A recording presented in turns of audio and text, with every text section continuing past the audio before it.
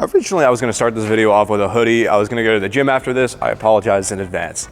Even though it is snowing outside right now, it happens to be 1,000,000 degrees inside of this dealership. That is just the luck that I got. Every single year, cops hand out 41 million speeding tickets every single year. That's 112,000 speeding tickets every single day, including all traffic violations. There are 195 million traffic violation tickets handed out every year. More likely than not, you're probably one of those people that got one of those tickets. Considering there's only a little over 300 million people in the United States, chances are you probably got one of those traffic violations. Motorcyclists, unfortunately, are a targeted group when it comes to this. I cannot tell you, I mean, I've documented pretty much every time I've been pulled over. It's been countless times, but I've gotten a few traffic tickets in my day. Right now, I currently have every single bike that I own in one place under one roof. This is my Ducati 698, my Yamaha MT-07, my brand new Ducati V4, and my Kawasaki H2. I have quite the mixed bag of motorcycles in my lineup right now. The first bike I want to address is my Yamaha MT-07. This is the bike I probably got pulled over the most on last year. I don't know what it is quite really about this motorcycle that got me pulled over so much. I don't think I ever got pulled over on my S1000. I don't even think I got pulled over on my H2 despite the fact that I was not running a plate on that bike for pretty much half of the season because the paper plate ripped off. Very strange, but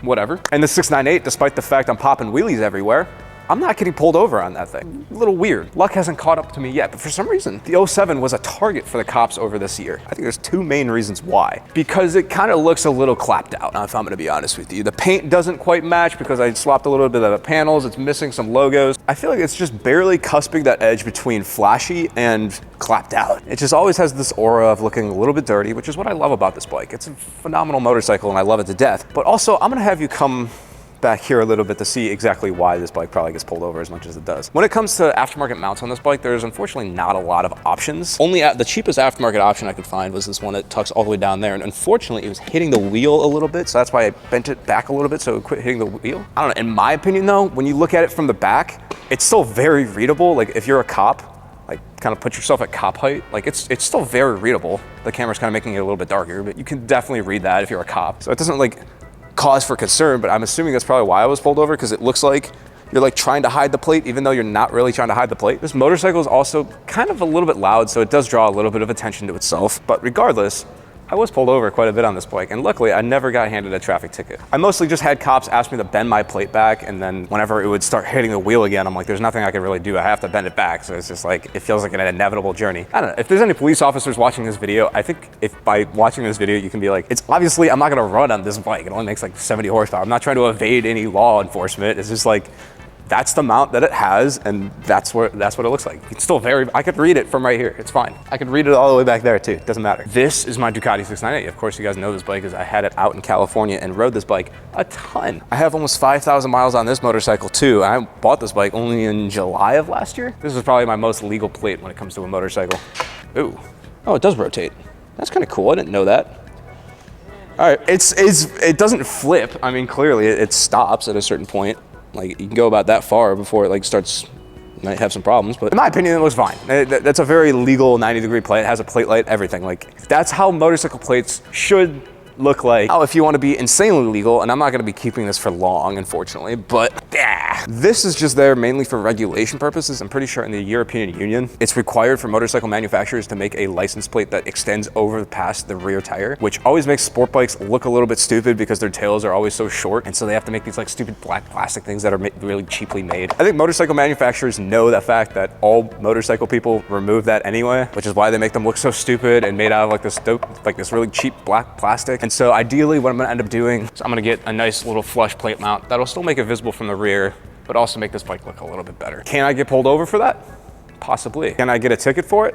Also, technically, yeah. Plate laws when it comes to motorcycles are a little bit stupid, considering that so many people modify their plates, and a lot of people don't even run plates in general. I don't recommend you guys do any of that, but this has just been my experience when dealing with cops and doing the hobby that I enjoy. Most cops are gonna use your license plate as a primary reason to pull you over. 9 times out of 10, I would say like 9.9 times out of 10, they're not gonna give you a ticket for your plate mount. What they're actually gonna do is use that as a reason to try to dig deeper, to get you for something deeper that costs a little bit more in the court. Like not having proper insurance, not having proper registration, things that they can actually tow and take your bike for. That's gonna be a lot more profitable. And that's the thing that they actually want to get you for. Maybe even like a DUI, like something that's really costly. Like they would rather get you for that And as soon as they deem that you have everything proper, you're not drunk or anything like that, 9 times out of 10, they're just gonna let you go. But if you're just trying to avoid all traffic tickets and violations in the first place, that's just how it is. Now, unfortunately, speeding is probably one of the most commonly broken traffic laws in existence. I think even your grandma has probably sped somewhere. Let's say she's late at church or communion or something, like she's really gotta get there. Everybody speeds at least a little bit in life, whether it's 5 miles an hour over, 10 miles an hour over, 40 miles an hour over. I'm not making excuses and I'm not saying it's a good thing. I'm just stating a fact of life. I think everybody in their lives has sped somewhere. Whether they get caught or not, by the definition of the law, even going 1.5 miles an hour over, you're still technically breaking the law. However, there is going to be something I'm going to talk about in this video called discretion. Crazy idea, right? Like we all as humans can think, we have the capability of thinking critically. And that's kind of what is going to be the point of this video. If you want to avoid a speeding ticket or avoid going to court in general, it's going to require a lot of critical thinking and discretion. When buying a motorcycle like this or a very fast car, like I don't think any of us are stupid. The people that make these things, the people that buy these things, and the people that enforce the laws that people try to break on these things, nobody's stupid. Everybody knows that you buy a machine like this to go fast. Now there's probably gonna be some brown noses in my comments being like, oh, if you want to go fast on them, just take them to a track, which by the definition of the law, you would be correct. But in this channel, we like to dive into the discretion of things to try to think a little bit more critically. Not everybody and their mom is going to buy this bike and wait until the 1 or 2 track days that are possible to have a year to actually open the throttle on these things. Everybody wants to use these things to their full potential. But I'm gonna be honest with you and speak to the squids that are watching this video right now and be real with you. Doing that on a public road is insanely stupid. You don't want to do that on a public road because there are so many factors that can possibly go wrong, such as gravel, other people walking across the street, other cars on the road. When you are breaking the law on a motorcycle, you are the bad guy. There's no doubt about it. If something goes wrong, you can absolutely be taken to jail because of those actions. If you are to hurt somebody, hurt something, or hurt yourself, you can still be taken to jail no matter what the actions or the consequences of what happened, because you were actively breaking the law when you choose to speed on this thing. Can we realize that and move on now? Good, okay, you are the bad guy when you choose to speed on this, okay? And by doing it, you are accepting any sorts of consequences that happen because of that. I'm not trying to be like, you're the worst person of all time, like you're not like a genocidist, but I'm just speaking the truth. If you're gonna choose to be stupid on this thing, there are possibly gonna be consequences because of it. But I'm also no saint when it comes to these things, dude. I buy a 1000cc bike because I wanna ride it. Now, I haven't been the best about doing this in my entire motorcycle career because I'm young and stupid. I get it. Like, I've been trying to grow over the years and hold myself to a better standard. That's all we can do as a human, is just try to become better than what we currently are. And so yeah, I've bought these motorcycles in the past and ridden them very recklessly in areas I probably shouldn't have. Did I get in trouble and hurt people? No, thank God. But the potential was there to cause harm and cause hurt. And also, speeding tickets are insanely expensive. Court fees are insanely expensive. I've gotten plenty of those in my life. I like money, and I'm assuming you also like money as well. So my recommendation is, if you're going to go out and break laws on your motorcycle, if you want to go pop wheelies, if you want to go insanely fast on these things, hit some twisties. I'm not condoning any of this for legal reasons, but if you were to, in a theoretical scenario, want to go out and do these things on a motorcycle,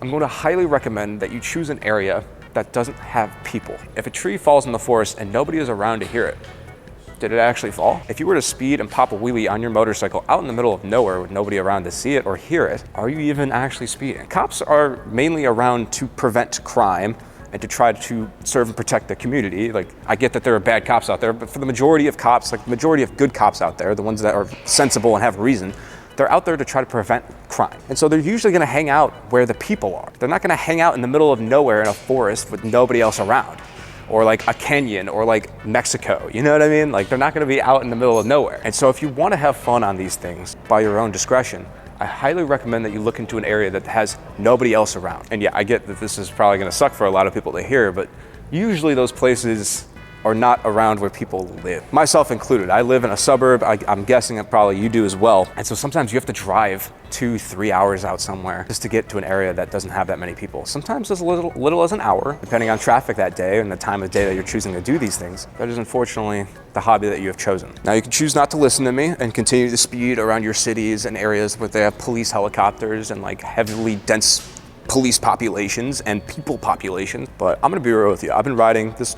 This is going on my 6th season, my 6th year of riding. I bought my first bike in 2019. I've seen countless people crash. I've seen countless people get hurt on these things, and it sucks, bro. I've seen countless people get hurt on these things in really stupid ways, and more time than not, it's usually gonna be caused by somebody else on the road who doesn't have any intention of hurting you, or some piece of thing on the road that is that is there because you weren't paying attention. Time and place. There is a time and place for everything. And unfortunately, these heavily densely populated areas are not gonna be the time nor the place to do these things. The solution to a lot of this is just to get slower bikes like this one. This is why I like to talk about the 690 so much. This bike is just as much fun as a leader bike, and it also just makes me go a lot slower speeds, which is why I love this thing so much. Such a good little bike. I've been trying to introduce a little bit of educational content into my stuff, so I hope you guys enjoyed today's video. Obviously, I would highly encourage everybody out there, this is not advice on how to break the law. I want people to ride safe and be careful on these things because it is a dangerous hobby, and like people get hurt on these things every single year. I'm just trying to be a voice of reason. Like, I get this is like a really weird thing to have on the internet, but it's like trying to find common ground. Instead of trying to polarize everything like into one or two groups,